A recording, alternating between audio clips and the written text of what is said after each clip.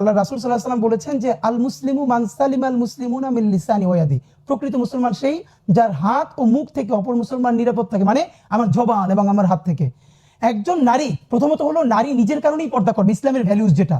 কিন্তু ধরেন কোনো পুরুষকে ইসলাম কি এই কথা বলেছে আমার সামনে যদি কোনো নারী নিউড হয়ে যায়, ড্রেসই নাই, ধরেন আমি কি তার দিকে তাকাতে, মানে দেখেন সূরা নূরে যে আল্লাহ তাআলা পর্দার কথা বলেছেন, এখানে দুটো বলেছেন যে পুরুষও যেন চোখের হেফাজত করে, নারীও যেন চোখের হেফাজত করে এবং পর্দা করে। তাহলে একমাত্র নারী ঢেকে থাকবে আর আমি তাকিয়ে থাকবো? এটা আমাদের আফসোসটা কি জানেন? আজ থেকে 15-16 বছর আগেও বাংলাদেশের যত ধর্মীয় ইস্যু এগুলো সব মূলধারার আলেমরা নিয়ন্ত্রণ করতেন, হঠাৎ করে কোনো ফেসবুক সেলিব্রিটি না। ধরেন বাইতুল মুকাররম মসজিদের খতিব, আপনার নিশ্চয়ই মনে আছে, প্রথম আলো একবার 111-এর সময় খুব বাজে একটা কাজ করেছিল যেখানে ইসলাম অবমাননা হয়েছিল, এবং দেখেন কি শান্তিপূর্ণ উপায়ে তাকে নিয়ে বাইতুল মুকাররমের খতিব ওবায়দুল হক সাহেবের কাছে তওবা করানো হলো।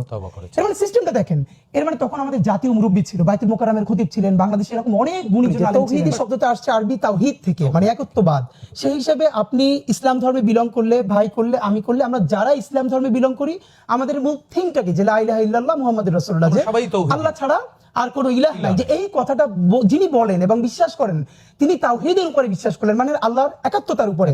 আর এটা যিনি বিশ্বাস করেন তিনিই তাওহীদি।